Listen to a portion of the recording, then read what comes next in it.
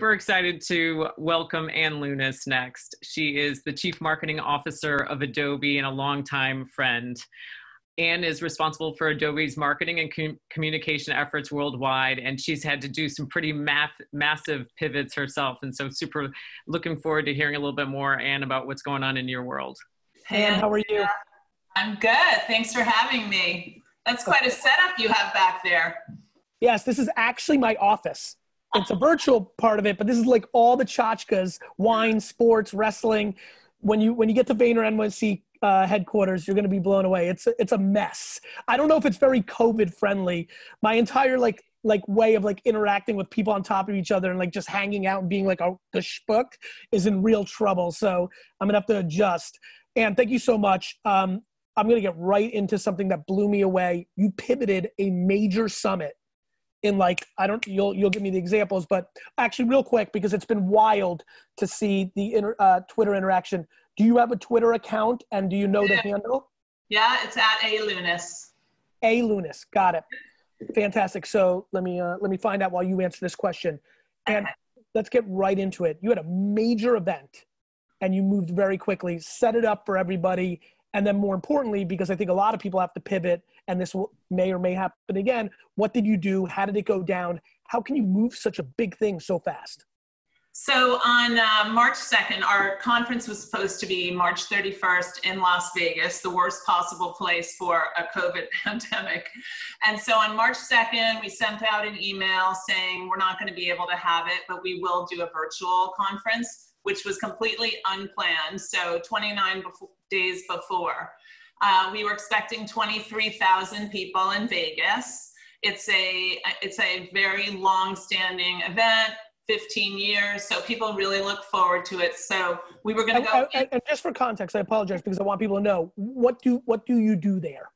Oh, we have 3 days of content. So all of our executives introduce new technology. That's on the first day. The second day we have inspirational speakers. So we were going to have Tom Brady, Gwyneth Paltrow, and Party. I hate Tom Brady. I like Gwyneth. Gwyneth is my favorite person. Tom Brady, I want to punch in the face. Sorry, Jet fan talking. Go ahead. That's okay. I'm trying to stomach your Jets. Respect. Are you a Pats fan? No. I'm a Niners fan. But we don't have a rivalry, Ann. We're separate divisions. I'm from New York, so I was a New York Giants fan. So keep going. On March, so we were planning to shoot it in our office because we didn't have a shelter in place at that point. So we picked March 11th to shoot the whole thing. March 11th, they shut down the entire state of California. And so we couldn't do anything in the office. And we had this big production that we were going to try and replicate in San Jose. Long story short, the next, 20 days, we had to shoot every single thing at home. So my boss, the CEO, has to shoot his segment, the head of technology. We got under the wire. We got Tom Brady, sorry. We had a video crew there in Florida where he was, and we were able to shoot him. We had 150 breakout sessions that were videotaped on Zoom. And we opened it up. So we advertised it just like we were before. We opened it up at 8 a.m. There were 17,000 people waiting there before we even opened up the conference. And over the next 2 weeks, 400,000 people viewed the content. So we got way more people. It wasn't the perfect format because, we had 3 weeks. 2 seconds.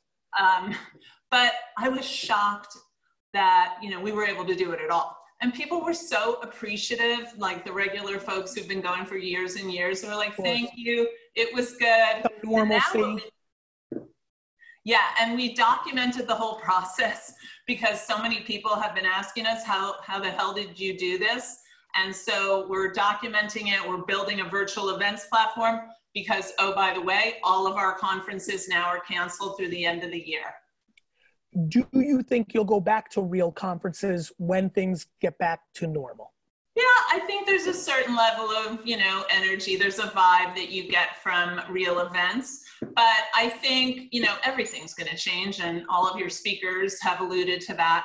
I don't think we will maybe have as many events as we previously did. We'll have certainly a much bigger virtual component. You know, the social feed, all of that is still very vibrant. We're going to try and shoot more things live. We didn't have time to do live, and it was really hard. But I think there'll be a change. I don't think big events are going to go away. I think it's going to be a while that people want to go into a really packed room.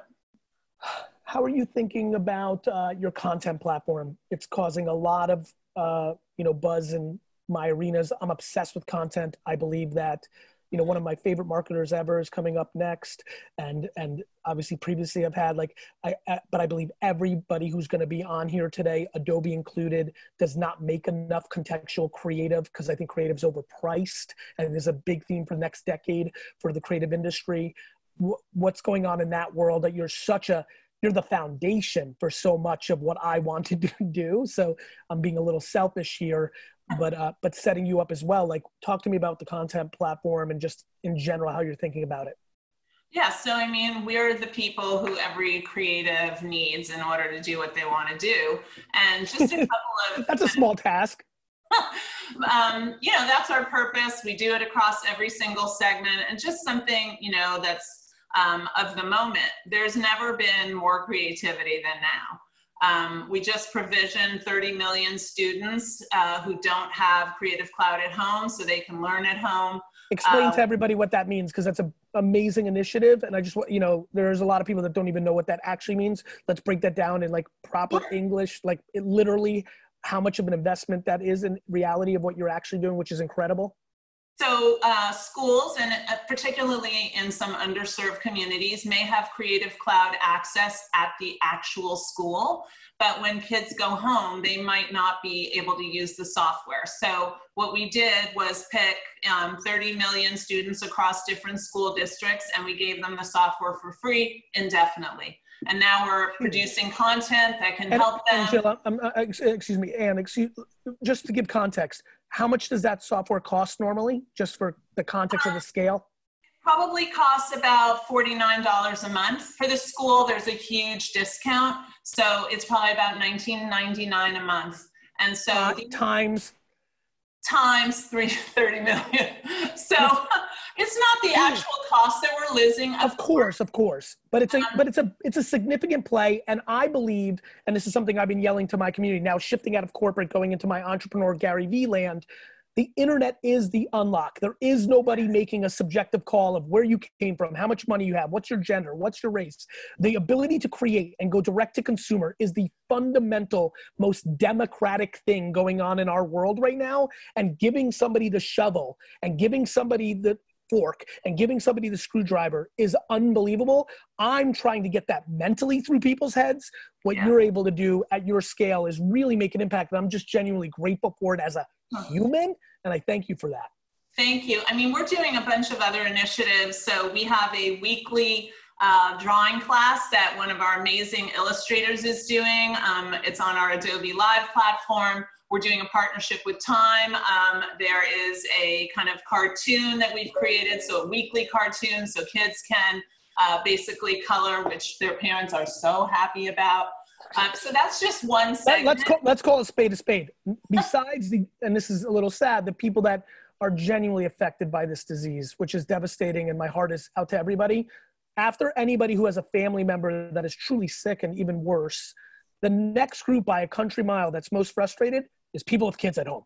Like, people have realized how every parent that shit on schools for the last 25 years is now kissing the school's grounds and cannot wait to shovel their children back to school. Totally. So we're 100%. doing what we can to help them. We're going to shoot it straight here on Marketing for Now. Parents, the fear, the utter macro fear that kids are not going back in September in the system right now is extraordinary. Yeah. And it's not just little kids. I have 2 college-age sons who are home, and they are friggin' miserable. If we can make it through September and hopefully not January, I will be a very happy girl. And one thing that we're passionate about at VaynerX, from the publishing side, from tracer.tech, our infrastructure, is we genuinely believe that people are not making enough contextual creative. It's too much vanilla and it's reach. It's not relevance and up. Do you agree in a world where the marketing industry for the last 30 years, but you would also agree with me, Ann, that the industry is much more TVC brand down than the reverse. this is a selfish, general, curious question. Do you feel within the position you're in that Adobe is delivering enough contextual creative at scale through all these pipes? And if not, how are you thinking about solutions?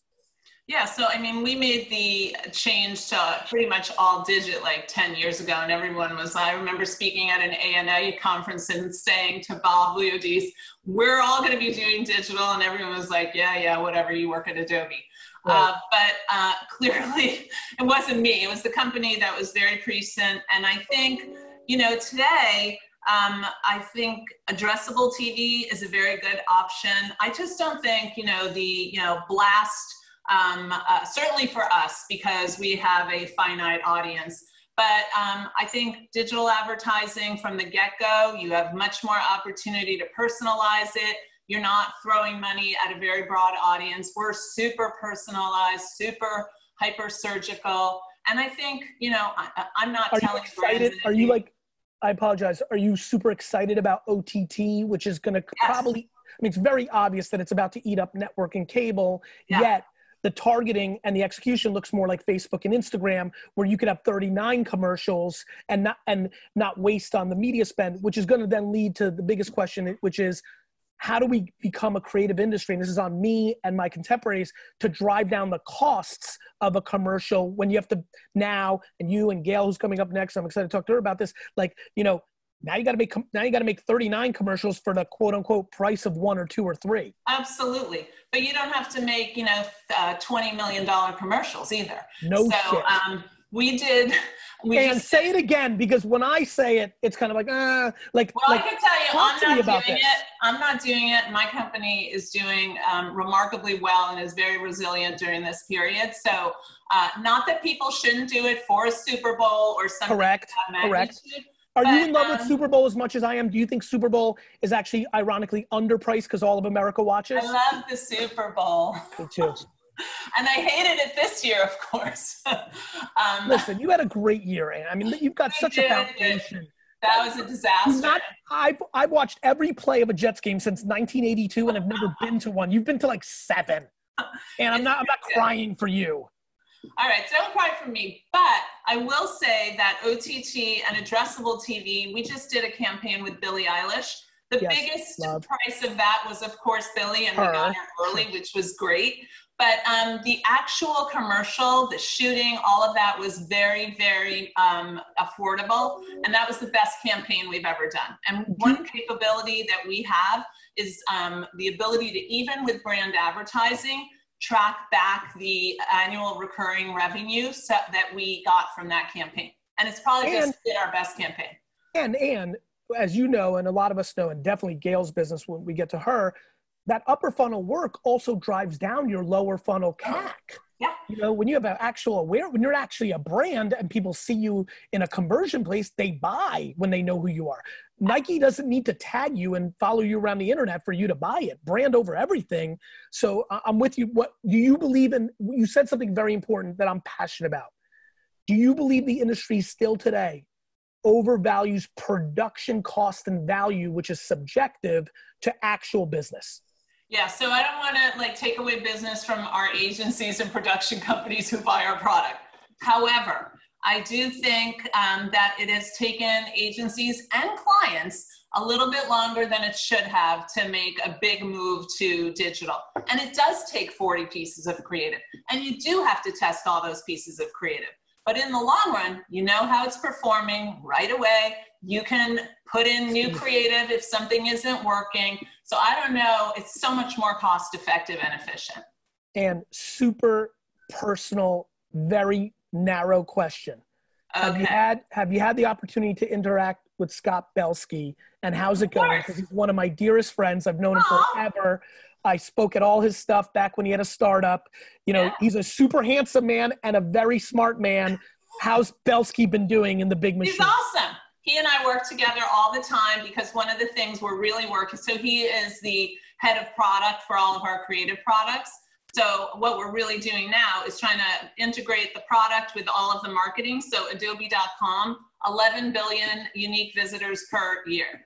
Huge property. How do we connect it better to the product so that when you press a button and you buy Photoshop on our website. You immediately go into the product, so you don't have to like fuss around and, you know, find how to download. It's immediately in, and that's what Scott and I work on, and he is lovely.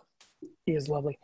Anything we didn't touch on to give you the floor a little bit? Anything? Yeah, maybe a couple of stats, because what we do is, because we have Adobe Analytics, that's a product that pretty much every retailer and e-commerce provider uses. So we do a study.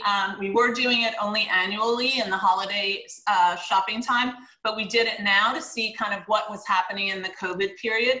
Not surprisingly, e-commerce sales are up 50%. Certain categories are up huge. My favorite is pajama pants. So regular pants, diving, pajama pants, way up. Fitness equipment, way up. Booze, way up. Speaking of booze, Ann, speaking of booze, are you a wine drinker? I'm a decent wine drinker, but now I'm drinking vodka. I love it. And I so appreciate you. Thank you so much. I think for, you know, when I think about this audience today, which is a lot of creators, a lot of entrepreneurs, and a lot of, you know, executives, there may not be a better person to be speaking because you touch all parts. We appreciate you, and we hope to see you around. Thank you. Bye.